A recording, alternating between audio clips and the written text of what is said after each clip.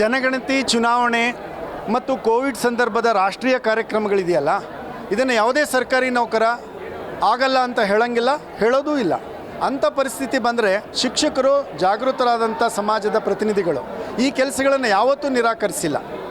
ಶಿಕ್ಷಕರಿಂದಲೇ ಚುನಾವಣೆ, ಶಿಕ್ಷಕರಿಂದಲೇ ಜನಗಣತಿ, ಶಿಕ್ಷಕರಿಂದಲೇ ಎಮರ್ಜೆನ್ಸಿ ಪೀರಿಯಡಲ್ಲಿ ಬಂದಾಗ ಎಲ್ಲರೂ ಫೀಲ್ಡ್ಗಿಳಿದು ಕೆಲಸ ಮಾಡಿರೋರು ಶಿಕ್ಷಣ ಇಲಾಖೆಯವರು.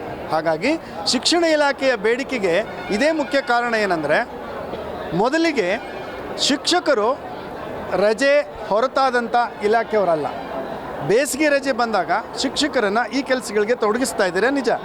ಆದರೆ ಶಿಕ್ಷಕರ ಕಾರ್ಯಕ್ಷೇತ್ರ ಎಲ್ಲಿದೆ, ನೀವು ಗಣತಿಗೆ ನಿಯೋಜನೆ ಮಾಡಿರುವಂಥ ಕ್ಷೇತ್ರ ಎಲ್ಲಿದೆ, 30 ಕಿಲೋಮೀಟ್ರ್ 40 ಕಿಲೋಮೀಟ್ರ್ ದೂರಕ್ಕೆ ಹಾಕಿ ನೀವು ಅವೈಜ್ಞಾನಿಕವಾಗಿ ಆದೇಶ ಮಾಡೋ ಬದಲು ನಮ್ಮ ಸಲಹೆಯನ್ನು ಯಾಕೆ ಪಡ್ಕೊಳ್ಳಿಲ್ಲ? ನಮ್ಮ ಶಿಕ್ಷಣ ಇಲಾಖೆಯ HRMSನಲ್ಲಿ ನಮ್ಮ ಅಧಿಕಾರಿಗಳಿಗೆ ನೀವು ಇನ್ಚಾರ್ಜ್ ಕೊಟ್ಟಿದ್ದಿದ್ರೆ ಇದೇ ಮಾನವ ಸಂಪನ್ಮೂಲ ಸಮರ್ಪಕವಾಗಿ ಹಂಚಿಕೆ ಆಗ್ತಾಯಿತ್ತು. ತಲಸ್ಪರ್ಶಿಯಾಗಿ ಬ್ಲಾಕ್ಗಳಿಗೆ ಗಣತಿದಾರನ ಹಂಚಿಕೆ ಮಾಡುವಂಥ ವೈಜ್ಞಾನಿಕವಾದಂಥ ಕೆಲಸ ಆಗ್ತಾಯಿತ್ತು. ಇದರ ಅರ್ಥ ಏನು? ನನಗೆ ಅಧಿಕಾರ ಸಿಕ್ಕಿದೆ, ಎಲ್ಲ ಇಲಾಖೆಯು ನನ್ನದೇ ಕಂಟ್ರೋಲ್ನಲ್ಲಿದೆ ಅನ್ನೋದನ್ನು ತೋರ್ಪಡಿಸೋಕ್ಕೋಸ್ಕರ ಉಂಬತನದಿಂದ ಮಾಡಿರೋ ಆದೇಶ ಇದು. ಕಾರಣ ಇಷ್ಟೇ ನೋಡಿ, KEB ಇಲಾಖೆಯಲ್ಲಿ ಒಬ್ಬ ಬಿಲ್ ಕಲೆಕ್ಟರ್ ಇದ್ದಾನೆ. ಪ್ರತಿಯೊಂದು ಮನೆಯ ಬಿಲ್ ನಂಬರು, ಮನೆ ವಾಸದ ಸ್ಥಳ ಅವನಿಗೆ ಗೊತ್ತು. ಮನೆಗೆ ತಿಂಗಳಿಗೆ 2 ಬಾರಿ ಅವನು ಹೋಗ್ತಾನೆ. ಮನೆ ಪಟ್ಟಿ ಕಾರ್ಯಾಚರಣೆ ಎಷ್ಟು ಸುಲಭವಾಗುತ್ತೆ. ಯಾವುದು ಮೋಟ್ರ್ ಇದೆಯೋ ಅದನ್ನು ಹೊರತುಪಡಿಸಿ ಯಾವುದು ವಾಸಸ್ಥಳದ ಮೀಟ್ರ್ ಇದೆಯೋ ಅದು ಒಂದು ಮನೆ ಅಂತ ಪರಿಗಣಿಸಿದ್ರೆ ಆಟೋಮೆಟಿಕಲಿ ಎಷ್ಟು ಮನೆ ಇದೆ, ಎಷ್ಟು ಮನೆ ವಾಸ ಇದೆ, ಬಾಡಿಗೆ ಮನೆ ಎಷ್ಟು, ಸ್ವಂತ ಮನೆ ಎಷ್ಟು ಎಲ್ಲ ಪಕ್ಕ KEB ಇಲಾಖೆಯಲ್ಲಿದೆ, ಬೆಸ್ಕಾಂ ಇಲಾಖೆಯಲ್ಲಿದೆ. ಅದರ ಸಹಯೋಗವನ್ನು ಪಡ್ಕೊಳ್ಳಿ. ಜೊತೆಗೆ ಶಿಕ್ಷಣ ಇಲಾಖೆಯಲ್ಲಿ ತಾಲೂಕುವಾರು ಅಧಿಕಾರಿಗಳಿದ್ದಾರೆ.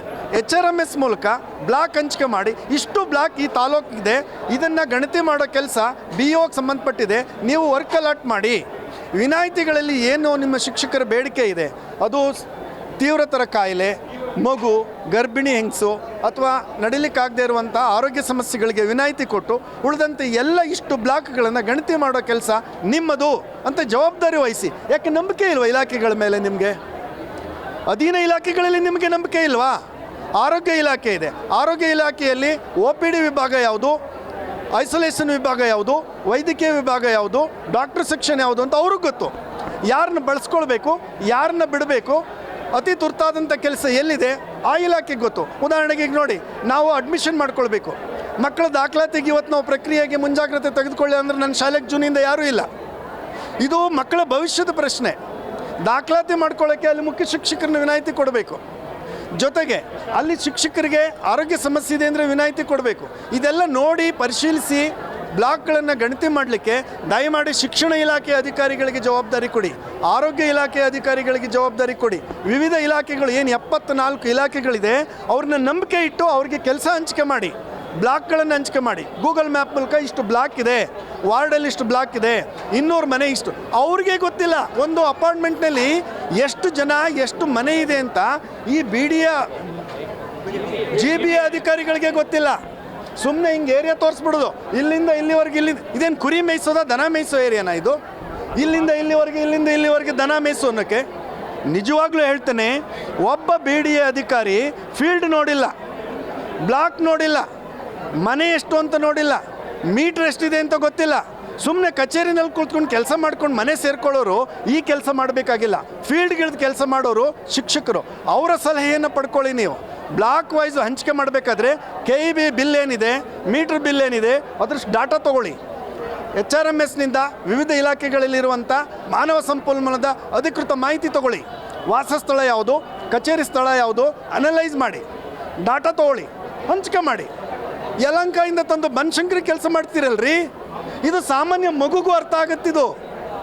ಯಲಹಂಕದಿಂದ ಬನಶಂಕರಿಗೆ ಬಂದು ಗಣತಿ ಮಾಡೋಕ್ಕಾಗುತ್ತಾ? 1 ತಿಂಗಳು ಏನು 1 ದಿನದ ಚುನಾವಣೆ ಕೆಲಸನ ಅದು ಬಂದು ಹೋಗ್ಲಿಕ್ಕೆ? ಹೇಳಿ ನೀವೇನೆ. ಯಶವಂತಪುರದಿಂದ ಬಂದು JP ನಗರದಲ್ಲಿ ಗಣತಿ ಮಾಡಬೇಕು ಅಂದರೆ ಡೈಲಿ ಹೆಣ್ಣೆಂಗ್ಸು ಅಥವಾ ಟೀಚರ್ಗಳು ಲೇಡೀಸ್ ಬಂದು ಕೆಲಸ ಮಾಡ್ತಾರಾ? ನೀವು ಕೂಡ ಸಂಭಾವನೆ ಎಷ್ಟು? ಸಂಭಾವನೆಗೋಸ್ಕರ ನಾವು ರಾಷ್ಟ್ರ ಕೆಲಸ ಮಾಡ್ತಾ ಇಲ್ಲ. ನಿಮ್ಮ ಸಂಭಾವನೆ ಇಲ್ಲ ನಮಗೆ. ಜಾತಿ ಗಣತಿ ಮಾಡಿಸಿದ್ರಿ, 1 ಪೈಸಾ ಅಕೌಂಟ್ಗೆ ಹಾಕಿಲ್ಲ. ನೀವು ಏನು ಮಾಡಿದ್ರಿ? ದುಡ್ಡು ಎಲ್ಲೋಯ್ತು? ದುಡ್ಡು ಒಂದು EL ಕೊಡ್ತೀವಿ ಅಂತ ಭರವಸೆ ಕೊಟ್ರಿ, ಒಂದು SRಗೆ EL ಎಂಟ್ರಿ ಮಾಡಿಸಿ ಅಂತ ಒಬ್ಬ ಅಧಿಕಾರಿ, ಕಮಿಷನರೇಟ್ ಅಧಿಕಾರಿ ಆದೇಶ ಮಾಡಿಲ್ಲ. ಅವ್ರು ಮಾಡಿದ್ದಾರ ನೋಡಿ, ಇವ್ರು ಮಾಡಿದ್ದಾರೆ. ಇನ್ನೊಬ್ಬರನ್ನ ಕೇಳಿ KCSR ನಿಯಮ ಓದ್ಕೋಬೇಕಾ ನೀವು ಅಧಿಕಾರಿಗಳು? ಭರವಸೆ ಕೊಟ್ಟಿದ್ದೀರಿ, ಅನುಕೂಲ ಮಾಡಿಕೊಟ್ಟಿದ್ದೀರಲ್ಲ, ಅದನ್ನು ತತ್ಕ್ಷಣ ಬಿಡುಗಡೆ ಮಾಡಿ. ಸಂತೋಷವಾಗಿ ಕೆಲಸ ಮಾಡ್ತೀವಿ. ಇವತ್ತು ಚುನಾವಣೆಯಲ್ಲಿ, ಇವತ್ತು ಗಣತಿನಲ್ಲಿ ದುಡಿಸ್ಕೊಳ್ತೀರಾ, ನಾಳೆ ಯಾರ್ದೋ ಮುಂದೆ ಕ್ಲರ್ಕ್ ಮುಂದೆ ನಿಂತರೆ ಹೋಗಮ್ಮ ನಾಳೆ ಬರಮ್ಮ, ಯಾರಮ್ಮ ನೀನು? ಟೀಚರಿಗೆ ಕೂಡ ಗೌರವನ ಇದು? ಟೀಚರ್ ನಡ್ಸ್ಕೊಳ್ಳೋ ರೀತಿನ ಇದು? ಬನ್ನಿ ಗಣತಿ ಮಾಡಿಕೊಡ್ತೀವಿ, ಒಂದು ಮನೆ ಬಿಡ್ದಂಗೆ ಗಣತಿ ಮಾಡಿಕೊಡ್ತೀವಿ. ಆದರೆ ನಮ್ಮ ಸಲಹೆಯನ್ನು ನೀವು ಸ್ವೀಕಾರ ಮಾಡಿ, ನಮ್ಮ ಸಲಹೆಯನ್ನು ನೀವು ಸ್ವೀಕಾರ ಮಾಡಿ. ತತ್ಕ್ಷಣ ನಿಮ್ಮ ಗಣತಿ ಯಶಸ್ವಿ ಆಗುತ್ತೆ. ನಿಮ್ಮ ಕಚೇರಿ ಅಧಿಕಾರಿಗಳನ್ನು ನೀವು ನಂಬಬೇಡಿ. ನಮ್ಮ ವಿವಿಧ ಇಲಾಖೆಗಳ ಅಧಿಕಾರಿಗಳಿಗೆ ಜವಾಬ್ದಾರಿ ಕೊಟ್ಟು ಮಾನವ ಸಂಪನ್ಮೂಲನ ಸಮರ್ಪಕವಾಗಿ ಬಳಸ್ಕೊಳ್ಳಿ.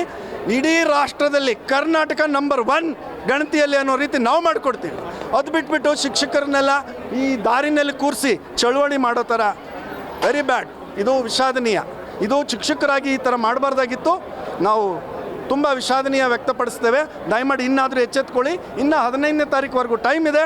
ದಯಮಾಡಿ ಆದೇಶ ಬದಲಾಯಿಸಿ ಪುನರ್ ಪರಿಶೀಲನೆ ಮಾಡಿ ಪ್ರತಿಯೊಬ್ಬರಿಗೂ ಅನುಕೂಲ ಮಾಡಿಕೊಡಿ. ನಾವು ನಿಮಗೆ ಕೈ ಜೋಡಿಸ್ತೇವೆ. ರಾಷ್ಟ್ರದ ಕೆಲಸ ಮಾಡೋಣ.